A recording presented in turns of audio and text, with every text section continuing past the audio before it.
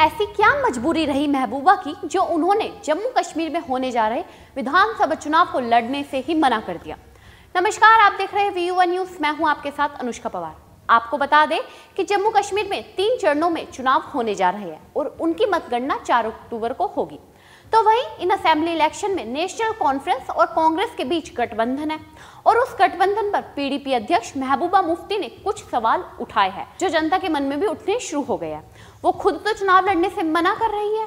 PDP party यानी कि peoples democratic की अध्यक्ष महबूबा मुफ्ती ने एक बड़ा ऐलान करते हुए कहा कि वह जम्मू कश्मीर में होने वाले विधानसभा चुनाव में नहीं लड़ेगी।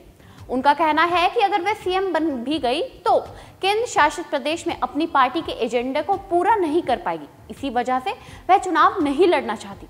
उन्होंने 28 अगस्त को एक प्रेस कॉन्फ्रेंस कर संबोधित करते हुए कहा, मैं भाजपा के साथ एक सरकार मुख्यमंत्री रही हूं। उस सरकार ने साल 2016 में 12,000 लोगों के खिलाफ FIR वापस ली थी। क्या हम अब ऐसा कर सकते हैं?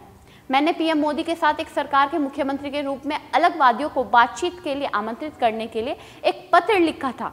क्या आज ऐसा हम कर सकते हैं? मैंने जमीन पर संघर्ष विराम लागू करवाया था।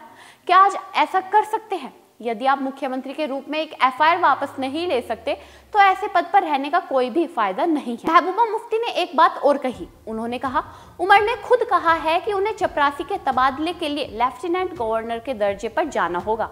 मैं चपरासी के तबादले को लेकर चिंतित नहीं हूं, लेकिन क्या हम अपने एजेंडे को लागू नहीं कर सकते? यह बात उन्होंने जम्मू कश्मीर में 7 चुनाव लड़ने जा रही नेशनल कॉन्फ्रेंस और कांग्रेस के ऊपर कही है।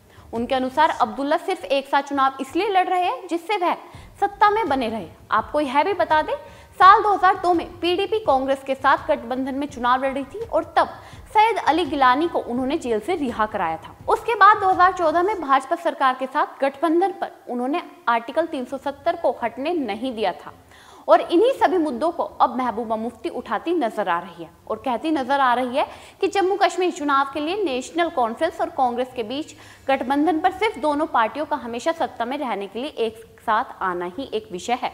उनके पास कोई भी एजेंडा नहीं है। उन्हें सिर्फ सत्ता में बने रहना है। इसी वजह से वह चुनाव नहीं लड़ रही है। हालांकि दूसरी तरफ उन्होंने अपनी बेटी इलित्जा मुफ्ती को चुनावी मैदान में आगे कर दिया है। अब आपकी इसको लेकर क्या राय है, हमें कमेंट करके जरूर बताएं और ऐसी तमाम खबरों के लिए देखते रहिएगा VU1 न्यूज।